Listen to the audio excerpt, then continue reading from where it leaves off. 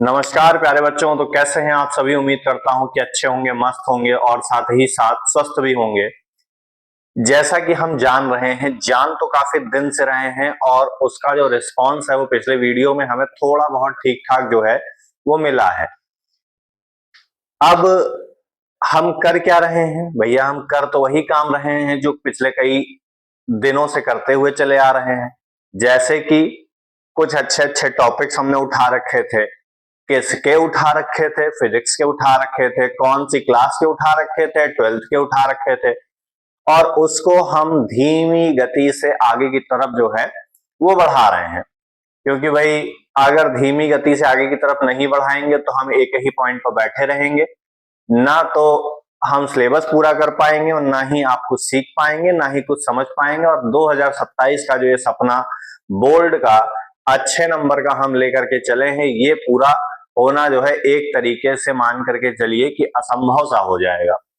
तो इसी तरीके से जैसा कि आपने पिछले वीडियो में प्यार दिया और लगभग हम ये कह सकते हैं कि कुछ वीडियोस के कंपैरिजन में उस वीडियो पे जो व्यूज आए हैं वो थोड़े बहुत ठीक ठाक आए हैं, बहुत अच्छे नहीं आए हैं।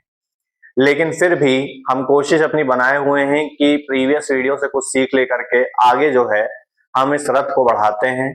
और फिर से एक बहुत ही इंपॉर्टेंट टॉपिक, जी हाँ, ये टॉपिक भले ही बड़े मार्क्स में ना पूछा जाए, लेकिन एक एक दो दो नंबर में या ऑब्जेक्टिव में इसका जो रोल है वो बहुत ज्यादा इंपॉर्टेंट हो जाता है। और ये टॉपिक हमारा किस चैप्टर से उठ करके आएगा? ये उठ करके आएगा कैपेसिटर्स एंड डाई इलेक्ट्रिक्स से। ठीक है, ये टॉपिक है क्या, इसके बारे में हम चर्चा तो करेंगे ही करेंगे, लेकिन उससे पहले क्या काम करना है? उससे पहले आप चैनल को शेयर करिए, वीडियो को शेयर करिए। अगर नए हैं तो बेल आइकन प्रेस करिए, सब्सक्राइब करिए चैनल को, ताकि हर एक नए वीडियो का जो अपडेट है वो अपडेट आपको मिलता रहे प्रॉपर। हम हर दिन अपने इस चैनल के ऊपर एक टॉपिक लेकर के आते हैं, उसके बारे में प्रॉपर डिस्कशन करते हैं। कोशिश यही रहेगी कि लगभग बोर्ड से पहले आपका जो सिलेबस है वो इंपॉर्टेंट टॉपिक के साथ में यहाँ पर क्या किया जाए, खत्म कर दिया जाए, जिससे कि ऐसा कोई पॉइंट फंसे ना जो कि आपके बोर्ड में आए और उसके बारे में आप जानते ना हो और कर ना पाए। तो बढ़ते हैं अपने टॉपिक की तरफ, देखते हैं कि आज का ये जो धमाकेदार और एक तरीके से कहा जा सकता है कि जो धांसू सा टॉपिक है, ये टॉपिक है क्या? ये धांसू सा टॉपिक बहुत ही छोटे मार्क्स का है, लेकिन इसका जो कॉन्सेप्ट है, ये कॉन्सेप्ट बड़े बड़े कॉन्सेप्ट को ओपन करने में इस चैप्टर में मदद करेगा। तो जानते हैं कि टॉपिक है क्या। देखो हेडिंग क्या पड़ी हुई है। हेडिंग पड़ी हुई है कंसेप्ट ऑफ इलेक्ट्रिकल कैपेसिटेंस, ठीक, एंड डेफिनेशन। कि जो हमारे पास में विद्युत धारिता होती है, विद्युत धारिता का कॉन्सेप्ट क्या है, इसकी डेफिनेशन क्या है, इसके बारे में हमको जानना है। और ये जो धारिता यानी कि इलेक्ट्रिकल कैपेसिटेंस होगी, ये किसी कंडक्टर की होगी। जैसे कि मान लो एक छोटा सा एग्जांपल ले। क्या एग्जांपल लिया कि कोई एक इंसान है, वो 10-12 दिन से भूखा है। अब उससे हमने कहा कि भैया ये 10 बोरी हैं, इनको उठा के एक पॉइंट से दूसरे पॉइंट तक की ले जाओ। तो पिछले कई वीडियो में हम ये बात बताते हुए चले आ रहे हैं, क्या बताते हुए चले आ रहे हैं भैया? कि उठना, दौड़ना, भागना, चलना, फिरना, उठाना, नाचना, गाना, ये सब क्या है? वर्क है। और वर्क होगा कब? जब एनर्जी होगी। जब उसको हमने खाना दिया ही नहीं 10 दिन से, तो उसके पास में एनर्जी आई तो आई कहां से? तो साफ तौर पर कहेगा हमारी क्षमता के बाहर है ये काम। I am not able to do that work. क्यों? क्योंकि उसकी बॉडी में एनर्जी जो है वो है ही नहीं। फिर हमने कहा कि चलो अच्छा खाना खा लो। अब खाना खाया उसने तो एनर्जेटिक हो गया, अब वो काम उसको आसानी से क्या कर सकता है? कर सकता है। तो यहाँ पे हमें ये पता है कि एनर्जी जो है वो हमें वर्क करने के एबल बनाती है। तो डेफिनेशन क्या बनती है? Energy is the ability to do work. अब जरा इसी लाइन को हम इस इलेक्ट्रिकल कैपेसिटेंस में पलटते हैं और देखते हैं कि इसका जो कंसेप्ट है, ये कंसेप्ट आखिरकार है क्या, इसको जानना है। ध्यान दो यहां पर, क्या ध्यान दो कि मान लो कि ये कोई कंडक्टर है। क्या है? कंडक्टर है। अब ये अगर कंडक्टर है और इसके अंदर हमने सपोज कि कोई चार्ज जो है वो फिल कर दिया, नो मैटर कि वो पॉजिटिव चार्ज है या फिर नेगेटिव चार्ज है। कितने अमाउंट में है इसकी भी हम यहाँ पे अभी कोई चर्चा नहीं करेंगे, केवल हमको कॉन्सेप्ट जानना है, समझना है कि जो इलेक्ट्रिकल कैपेसिटेंस है, विद्युत धारिता है, ये विद्युत धारिता आखिरकार है क्या। तो हमने एक कंडक्टर लिया और कंडक्टर में हमने चार्ज जो है वो फिल किए हैं, रखे हैं। अब ये जो चार्ज है, ये चार्ज ये कंडक्टर की जो एबिलिटी है, इस एबिलिटी को यहां पर टेस्ट करेगा। जैसे कि पहले वाले एग्जांपल में हमने देखा कि हमने 10 बोरी थी, वो 10 बोरी क्या कर रही थी, पर्सन की एबिलिटी को टेस्ट कर रही थी। अब यही एबिलिटी है क्या, यही एबिलिटी यहां पर कंडक्टर की इलेक्ट्रिकल कैपेसिटेंस कहलाएगी। कैसे कहलाएगी, अगर ये कंडक्टर इसमें मौजूद चार्ज को होल्ड करके रखता है, पकड़ करके रखता है, तो कंडक्टर के चार्ज को होल्ड करने की कैपेसिटी या एबिलिटी, ठीक है, कहलाती क्या है, कहलाएगी इलेक्ट्रिकल कैपेसिटेंस, विद्युत धारिता। हिंदी में कहेंगे कि अगर कोई चालक अपने भीतर आवेश को निहित करने की क्षमता रखता है तो उसकी इसी क्षमता को हम क्या कहते हैं, विद्युत धारिता कहते हैं। डेफिनेशन भैया लिखते हैं, ध्यान दो यहां पर। हमने कहा कि इलेक्ट्रिकल कैपेसिटेंस, इसी लिख दो यहां पर, ऑफ a conductor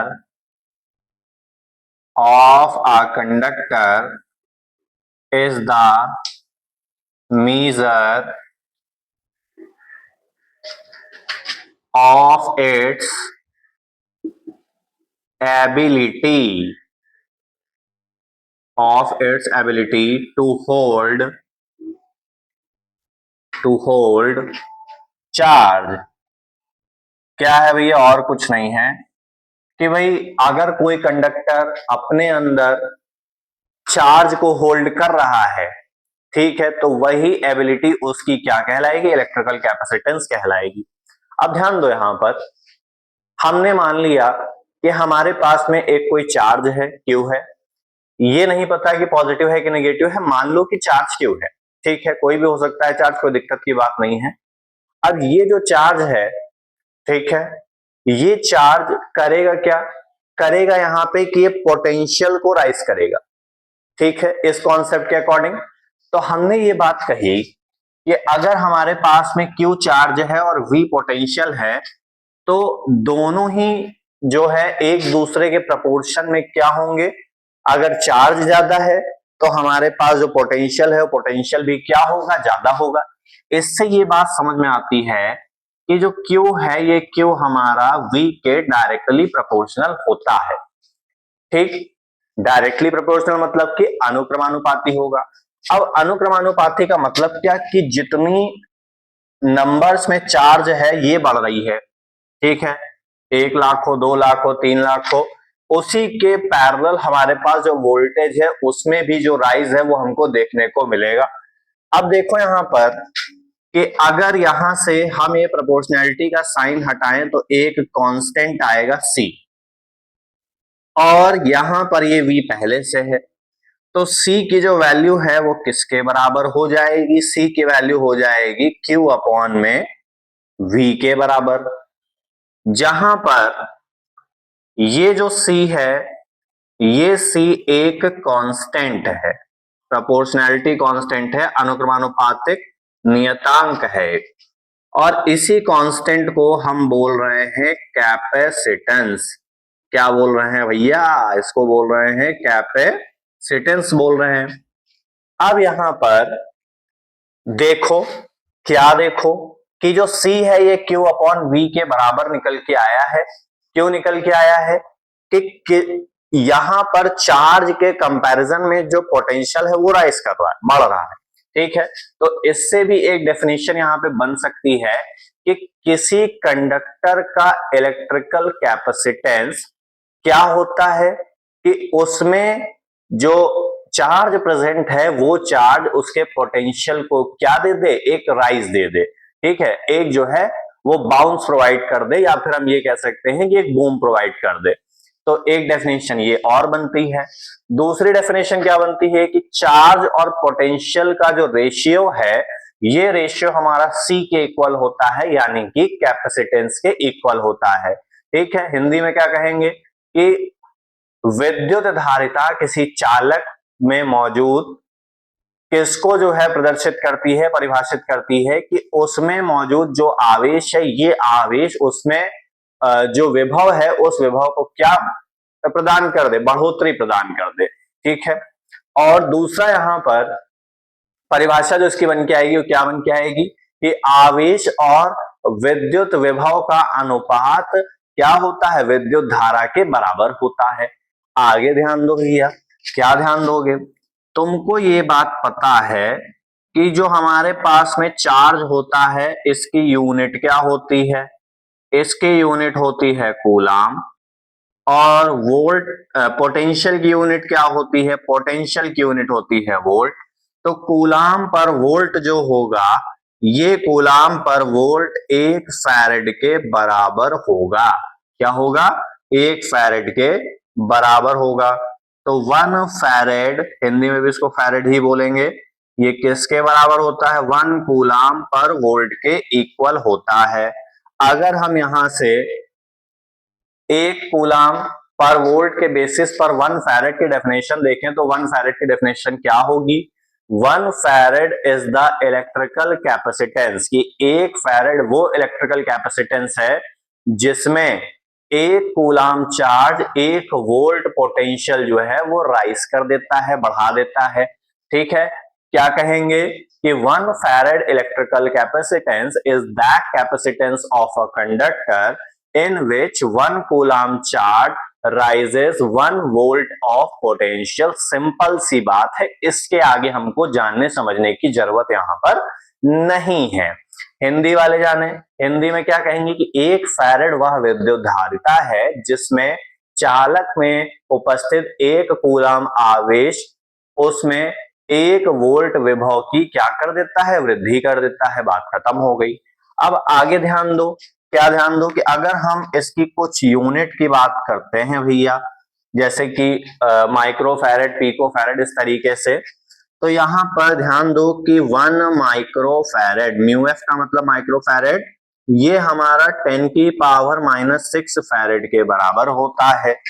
दूसरी बात कि 1 पीएफ यानी कि 1 पिको फैरेड जो होगा ये 10 की पावर -12 फैरेड के बराबर होगा। ये कुछ जनरल यूनिट हो गई यहाँ पे इसकी। अब आगे इसके डायमेंशन की भी हम बात कर लेते हैं, और जो इसका मूल मात्रक है यानी कि फंडामेंटल जो यूनिट है उसके बारे में भी जान लो, समझ लो।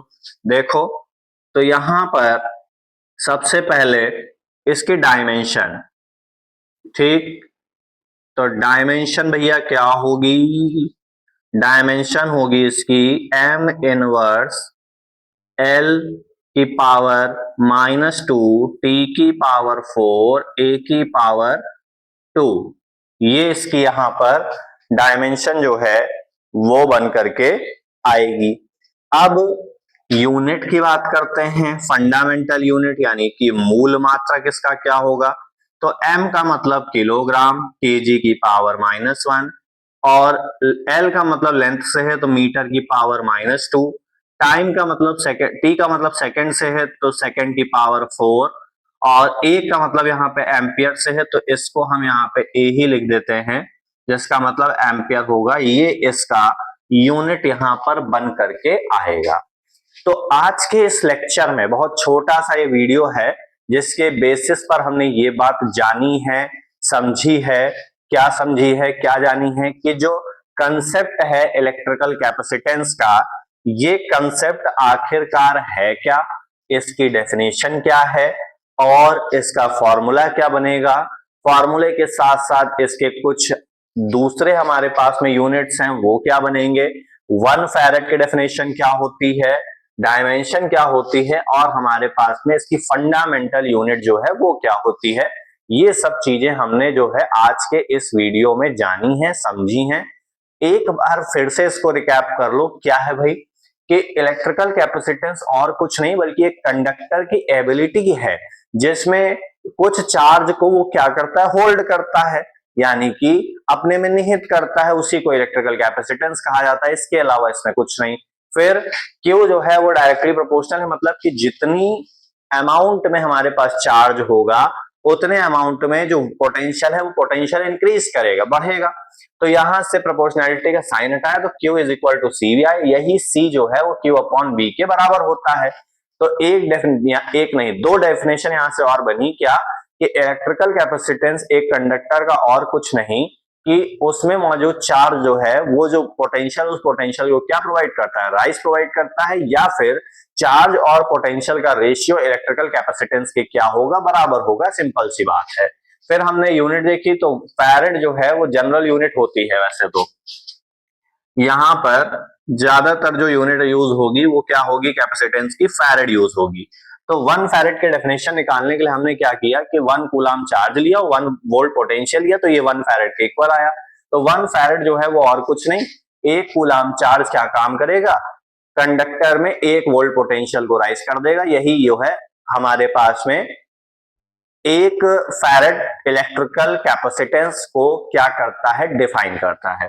फिर 1 micro farad is equal to 10 की पावर -6 फैरेड के equal, 1 pico farad is equal to 10 की पावर -12 फैरेड के इक्वल।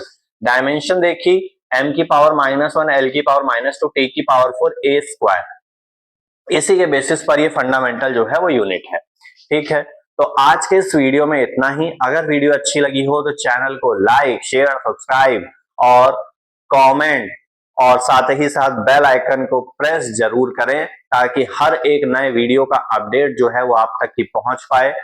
इसी तरीके से ज्यादा प्यार जो है वो बनाए रखिए, वीडियो को शेयर करते रहिए और हमसे जुड़े रहिए, ताकि हम और आप मिलकर के आने वाले 2027 का जो बोर्ड है, इस बोर्ड को क्या करें, अच्छे से अच्छे नंबर के साथ में फोड़ सकें।